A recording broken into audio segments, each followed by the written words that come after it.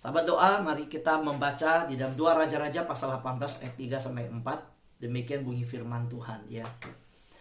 Hizkia melakukan apa yang benar di mata Tuhan, tepat seperti yang dilakukan Daud bapa leluhurnya. Dialah yang menjauhkan bukit-bukit pengorbanan, dan yang meremukkan tugu-tugu berhala, dan yang menebang tiang-tiang berhala, dan yang menghancurkan ular tembaga yang dibuat Musa. Sebab sampai pada masa itu orang Israel memang masih membakar korban bagi ular itu yang namanya disebut Nehustan.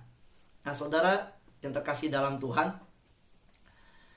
kita melihat bahwa 2 Raja-Raja pasal 18 ayat 3 sampai 4 menjelaskan bagaimana Hizkia pola hidupnya itu dia terarah kepada teladan yang diturunkan oleh leluhur Daud. Di dalam tindakannya menjauhkan bukit-bukit pengorbanan, dia meremukkan tugu-tugu berhala, menebang tiang-tiang berhala, menghancurkan ular tembaga yang dibuat Musa. Nah, ini tindakan yang menyukakan hati Tuhan. Saudara, kita tahu bahwa di dalam bangsa Israel yang pernah berjalan bersama Musa, Tuhan memberikan kesembuhan. Saudara, kesembuhan terjadi ketika mereka waktu dipatuk oleh ular. Tuhan meminta Musa membangun satu yang namanya ular ya, tembaga ya, yang dimana siapa yang memandang kepada ular tembaga yang dibangun oleh Musa itu, mereka sembuh.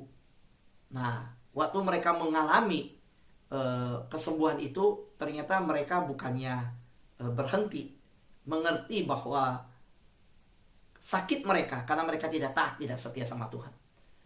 Mereka harusnya lebih sungguh-sungguh sama Tuhan, serius sama Tuhan. Ya, karena mereka mendukakan hati Tuhan. Nah, Tuhan mendatangkan penghukuman untuk mereka, dan Tuhan memberikan solusi kepada mereka. Ini kalau engkau Musa, penyakit ini akan hilang ketika mereka memandang kepada ular tembaga yang kamu lakukan. Saya suruh bangun begini, mereka lihat. Itu menjadi sebuah perlambangan bagaimana mereka benar-benar menjadi pribadi yang dilatih Tuhan untuk kesembuhan hanya bergantung pada Tuhan. Tapi sayang, mereka jadi bergantung pada hal tersebut, bukan melihat kepada Tuhan. Sama seperti anak Tuhan, kita ingat ya, bahwa kesembuhan kita, pertolongan kita dapat, itu semua anugerah Tuhan. Jangan membuat kita menjadi terfokus kepada mujizat-mujizat, melupakan Tuhan. Ya, kebaikan Tuhan yang diberikan kepada kita itu untuk memukau kita, terkagum-kagum sama Tuhan. Fokus sama Tuhan, bukan fokus sama mujizat. Ya, kalau hidup kita lupa akan pemberi mujizat, dan yang kita fokus adalah mujizat itu, kita gagal memaknai maksud Tuhan untuk hidup kita. Nah, Hizkia tahu bahwa berkat Tuhan memimpin kehidupan dia untuk menyalurkan berkat, dan dia tahu harus bagaimana bersikap menjadi raja. Dilanjutkan di ayat 5 dan 6, bagaimana Hizkia menyukakan hati Tuhan. Ia percaya kepada Tuhan Allah Israel, dan di antara semua raja Yehuda, baik yang sesudah dia maupun yang sebelumnya, tidak ada lagi yang sama seperti dia. Nah, saudara lihat betapa luar biasanya Hizkia yang disebutkan di Alkitab. Ya, ia berpaut kepada Tuhan, tidak menyimpang daripada yang mengikut Tuhan. Ia berpegang pada perintah Tuhan yang telah diperintahkan kepadanya. Jadi ini ciri-ciri orang menyukakan hati Tuhan ya. Orang menyukakan hati Tuhan, dia melakukan apa yang benar di hadapan Tuhan. Ya. Dan dia percaya kepada Tuhan, ya. Dia berpaut kepada Tuhan. Dia tidak menyimpang dari mengikut Tuhan. Dia berpegang teguh pada perintah Tuhan. Nah, saudara, kelima hal ini dipandang oleh Tuhan menyukakan hati Tuhan. Ya, bagaimana kita bisa melihat hal-hal ini kembali dalam hidup kita. apakah kita sudah melakukan apa yang benar di mata Tuhan. Ya. Sekitar kehidupan kita lihat, masihkah kita menyimpan, mengandalkan hal-hal lain? Setelah bertobat, semua ya barang-barang, jimat-jimat harus dibakar, dibuang. Ya, hal-hal yang kita masih bergantung, ada ala-ala lain, buang semua. Jadi lakukan apa yang benar di mata Tuhan. Seperti Hizkia. Nah, Hizkia disebut menyukakan hati Tuhan. Apa yang Hizkia lakukan? Dia percaya sama Tuhan. Ya, dia berpaut sama Tuhan. Dia tidak menyimpan daripada perintah Tuhan, mengikut Tuhan. Dia berpegang teguh pada perintah Tuhan. Dan itu yang Hizkia lakukan. Bisa sakit nggak? Hizkia bisa sakit. Saudara, suatu hari sebagai raja, walaupun ciakbo terus, dia sakit. Ya, itu membuktikan manusiawi. Ya, manusia ini pada tubuhnya bisa. Nah, Hizkia jatuh sakit dan hampir mati, dikatakan. Dan apa yang terjadi? Datang Nabi Yesaya bin Amos berkata kepadanya, beginilah firman Tuhan, sampaikan pesan terakhir kepada keluargamu, sebab engkau akan mati, tidak akan sembuh lagi. Jadi sini Tuhan menyatakan dia Tuhan penyembuh, karena dia tahu orang sembuh apa tidak, akan sembuh apa tidak. Tuhan adalah Tuhan atas umur manusia. Jadi batas kehidupan hidup manusia di tangan Tuhan.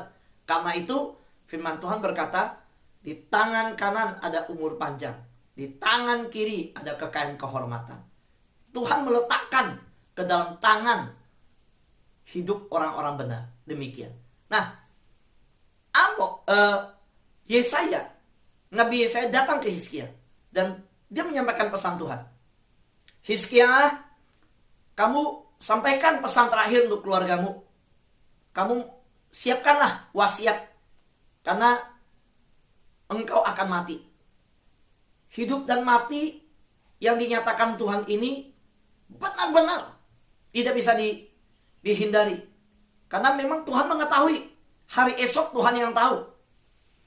Saudara yang terkasih dalam Tuhan, tapi apa yang terjadi ketika Hizkia dinyatakan tidak akan sembuh, engkau akan mati? Firman Tuhan telah datang ke dia. Saudara, di dalam Yesaya pasal 38 ayat 2-3. Hizkia waktu mendengar kabar itu, dia memalingkan mukanya ke arah dinding. Ia berdoa kepada Tuhan, ia meratap sama Tuhan. Ah Tuhan, ingatlah kiranya bahwa aku telah hidup di hadapan-Mu dengan setia dan dengan tulus hati, dan bahwa aku telah melakukan apa yang baik di mata-Mu. Kemudian menangislah Hizkia dengan sangat. Nah, ini perhatikan bagaimana hidup yang dinyatakan di hadapan Tuhan oleh Hizkia. Saudara, ada banyak orang mengalami sakit, mengalami pergumulan dalam hidup, tapi tidak bisa menyampaikan akan apa yang telah diperbuat di hadapan Tuhan selama hidup. Ya Tuhan kasih hidup buat apa? Saudara, Hizkia, kita akan lihat waktu dia divonis akan mati karena penyakitnya, ketika dia berdoa, dia sampaikan, aku telah hidup di hadapan-Mu dengan setia. Saudara, dia menyampaikan apa yang telah dijalaninya, dan saya akan bawa kita setelah dia dijamah disembuhkan Tuhan, apa yang dijalaninya di depan. Kenapa alasan dia untuk minta hidup sama Tuhan? So, hari-hari ini banyak orang menyanyiakan hidup. Di tengah-tengah kondisi yang kita udah lihat yang namanya kematian begitu nyata di mana-mana. Saudara, di dalam kondisi yang demikian, harusnya ini hidup itu begitu berharga dilihat. Kalau mau melihat hidup begitu berharga dari tahun-tahun yang sudah kita jalani, di masa pandemi ini kita lihat hidup itu betapa berharga. Tapi di masa pandemi juga kita lihat hidup ini sangat mudah lewat. Saudara, waktu di masa awal pandemi, saya syok sekali ketika teman dekat tiba-tiba lewat. Nah, Hizkia menyatakan hidupnya. Inilah hidupnya yang dia sudah jalani. Dia hidup di hadapan Tuhan dengan setia. Setiap hari dari beberapa minggu terakhir saya sampaikan, sikap hati itu penting. Hidup setia, hidup tulus di hadapan Tuhan. Hidup setia dengan hati yang tulus. Setia dan tulus. Saudara, kita tahu bahwa ketika Hizkia divonis demikian, dia menyatakan kehidupannya setia, tulus.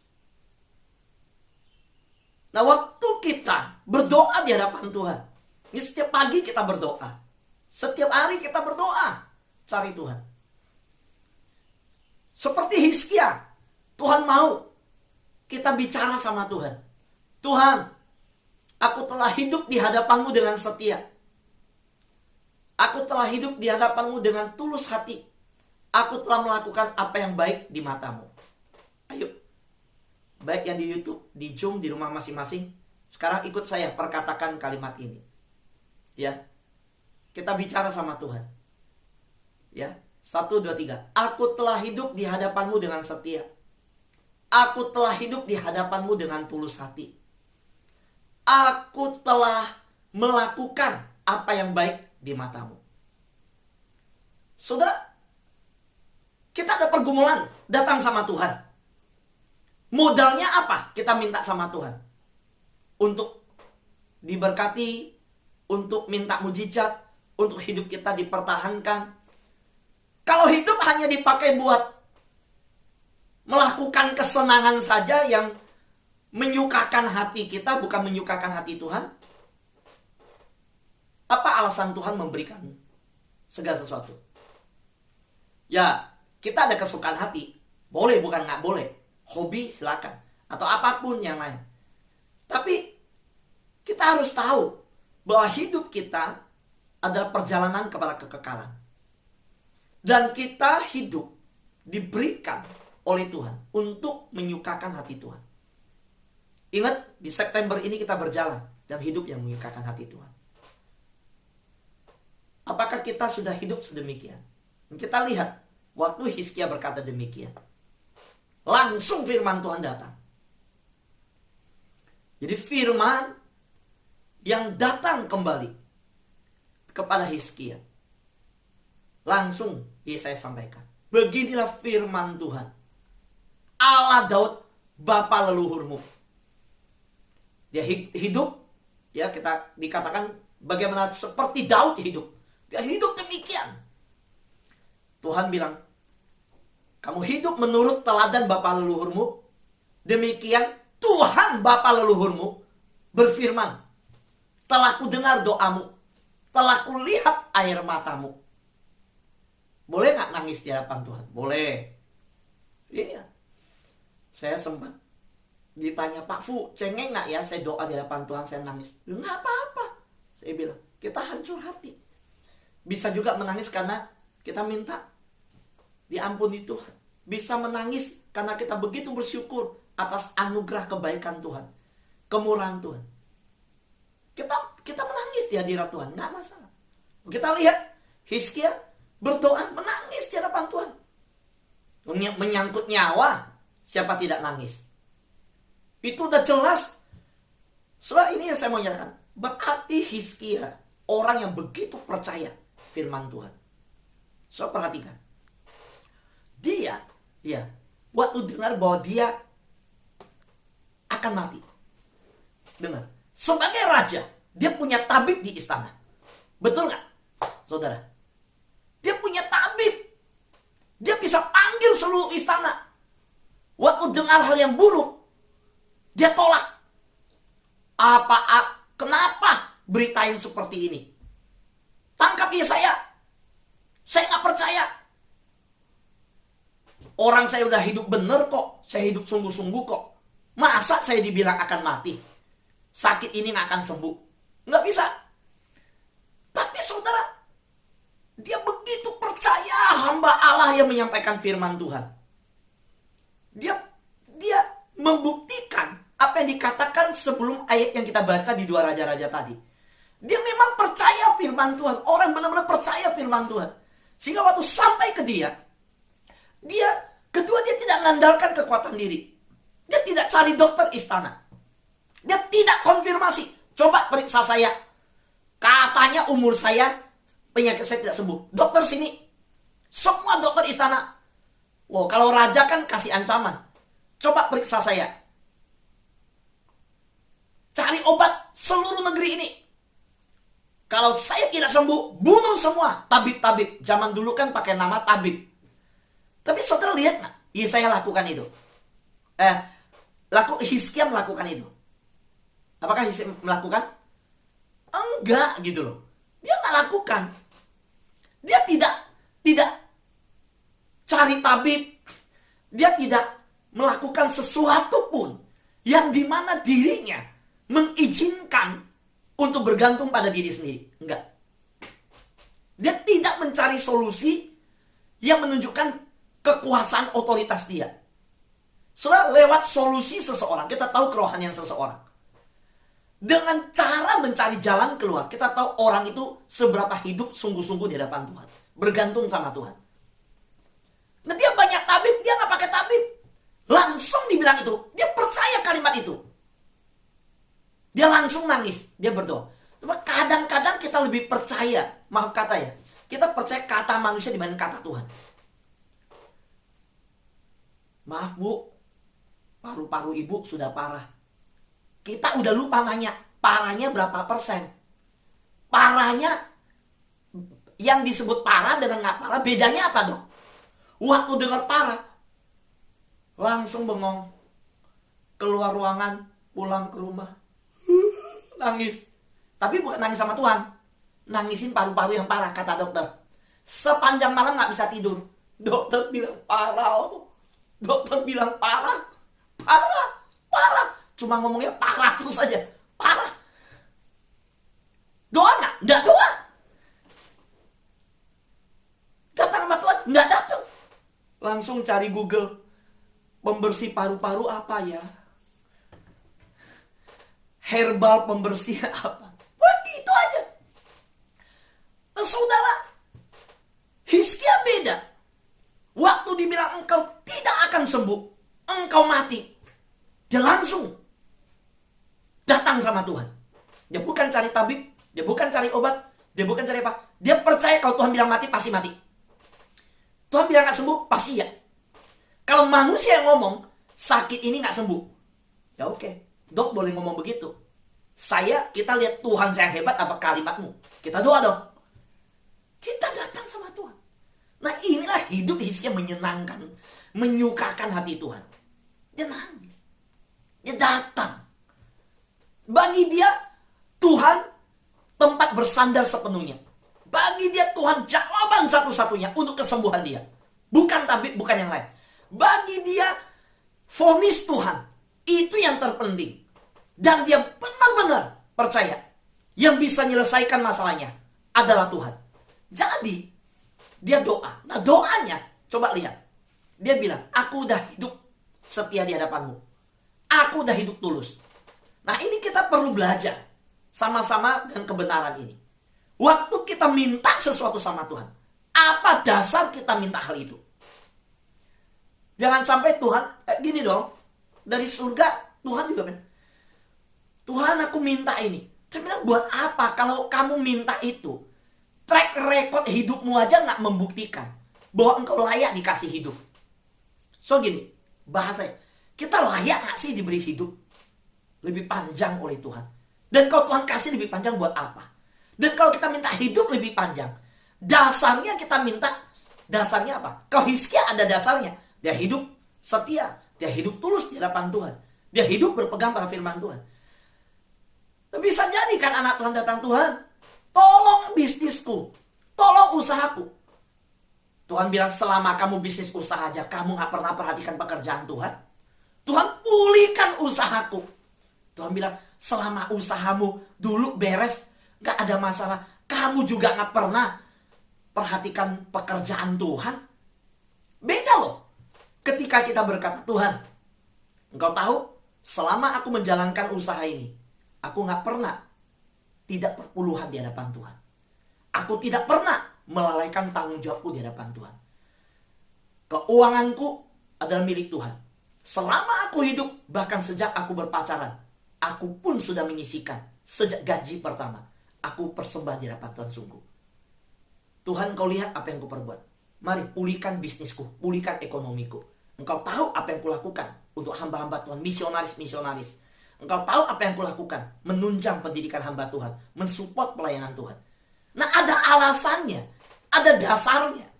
Nah, sekarang kan Hizkia mengajarkan dasarnya itu lewat doanya itu. Nah, kita berkata, Tuhan, ya kan? Tuhan topang, ya kan? Kesehatanku. Tuhan bilang, kalau aku topang kesehatanmu, yang Engkau sudah lakukan apa?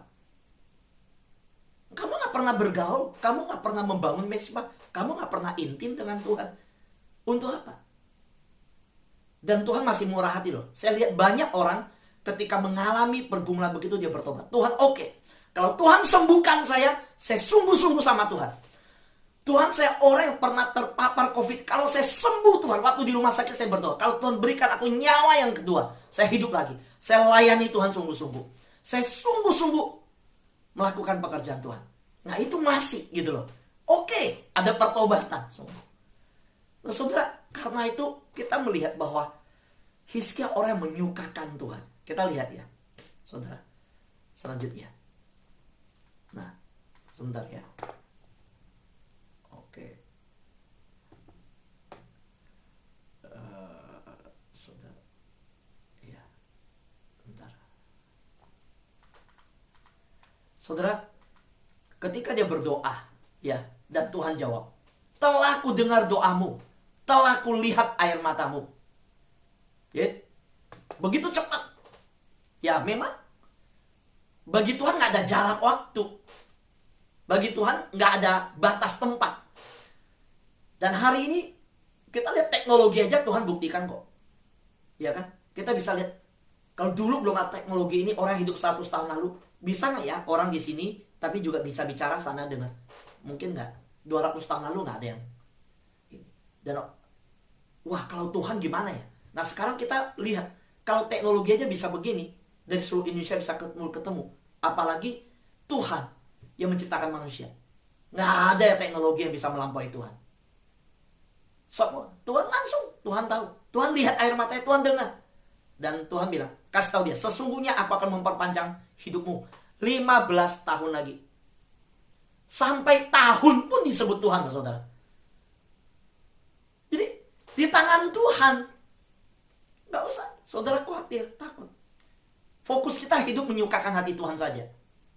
Urusan umur itu Tuhan tahu sekali apa alasan, apa dasarnya Tuhan kasih kita umur panjang dan lain. Aku akan melepaskan engkau, dan bonus. Ini lihat bonus ya. Sudah kasih umur panjang, Tuhan bilang melepaskan engkau. Kota ini juga dilepaskan dari tangan Raja Asyur, dan aku akan memagari kota ini. Satu orang hidup benar di hadapan Tuhan, menyukakan Tuhan, keselamatan terjadi bagi sebuah bangsa. Dahsyat, saudara. Seorang Yusuf hidup sungguh-sungguh di hadapan Tuhan di Mesir. Kelaparan akan tertimpa di Mesir dan negara sekitarnya. Tuhan selamatkan Mesir lewat seorang yang dipenjara hidup benar. Satu bangsa yang begitu rapuh, ketika Daniel datang berdoa, Tuhan bisa kasih pesan, dan bangsa itu tahu apa yang di depan dan harus melakukan apa. Nah, selebih lagi saya percaya, kalau satu bangsa lewat satu orang seperti Yusuf, lewat Hizkia, Tuhan bahkan bisa pagari. Apalagi hanya satu keluarga dengan anak 3. Wah, saudara, kau menyukakan hati Tuhan, Tuhan bisa pagari keluargamu. Tuhan bisa lepaskan dari segala jerat maut. Tuhan bisa sertai. Saudara, Calvin bilang begini, sebenarnya Hizkia hanya minta kesempatan untuk hidup sebentar saja, karena tugasnya belum selesai. Jadi kalau saudara pelajari, saudara ada lihat gak doa Hizkia minta umur 15? Enggak loh. Apakah Hizkia? Enggak. Tuhan yang memberkati dia. Saudara, Tuhan berikan 15 tahun agar Hizkia dapat membangun keamanan Yehuda, karena Asyur bisa setiap saat kembali menyerang kerajaan Yehuda. Ternyata itu maksud Tuhan. Memperpanjang umurnya, menyatakan kuasanya bagi rakyatnya, menyatakan kepemimpinannya, mendengar doanya, melihat apa yang telah dia tabur di hadapan Tuhan, dia tuai. Dan juga Tuhan pakai dia sampai 15 tahun. Melalui 15 tahun dia bisa mengerjakan pembangunan keamanan. Jadi Tuhan karuniakan, Tuhan berkata, aku pagari, tapi kita harus bertindak, ya.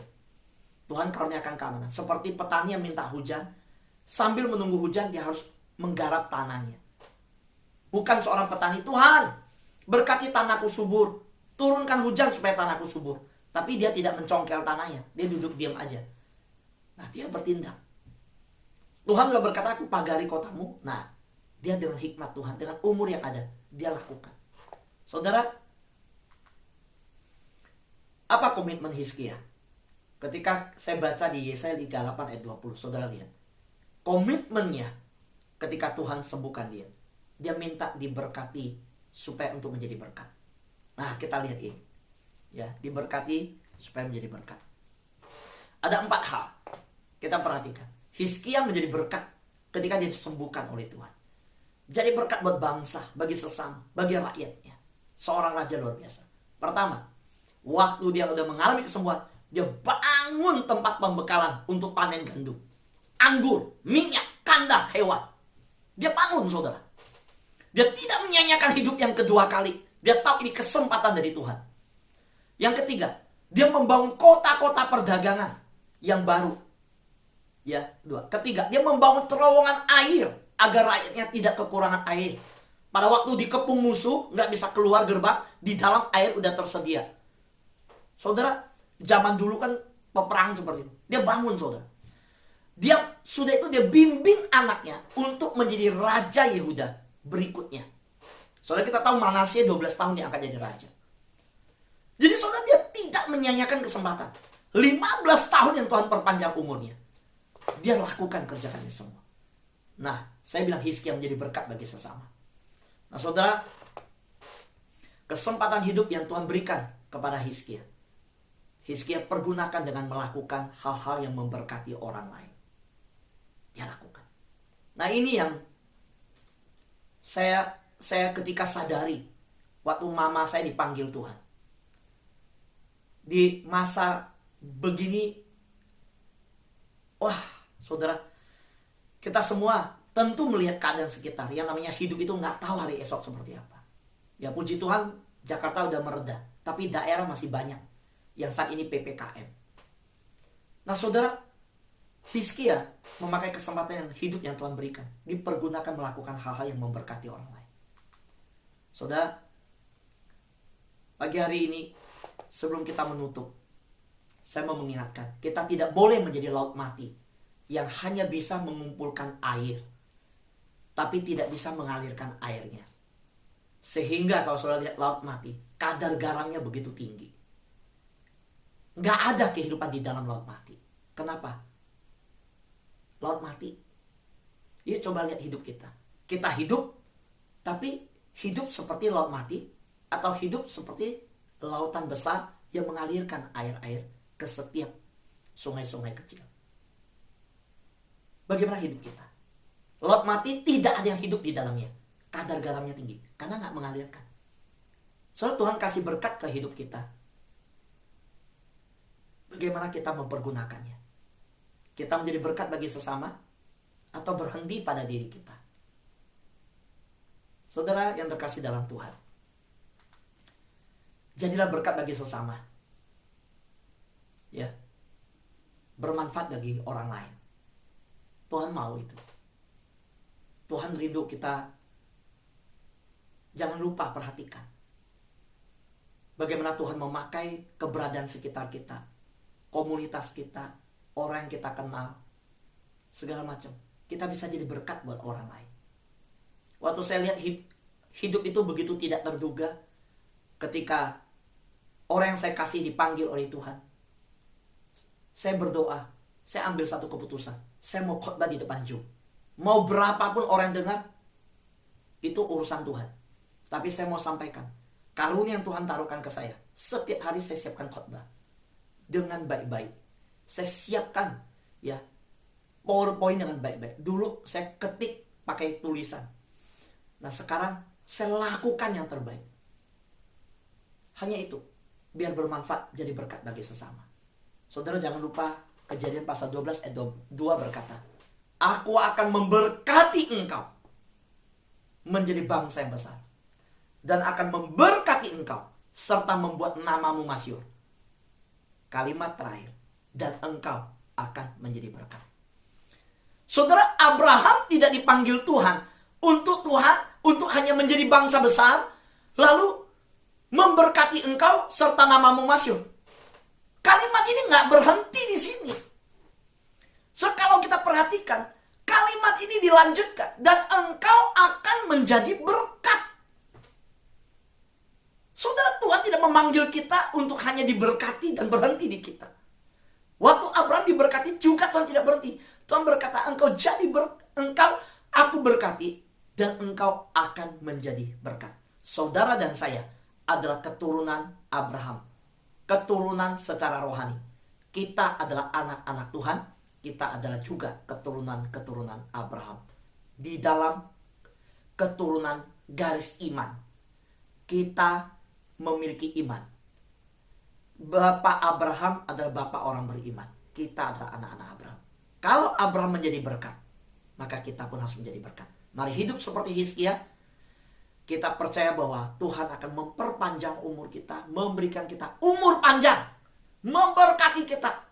Tapi biarlah kita hidup menyukakan hati Tuhan. Amin. Tuhan berkati kita semua.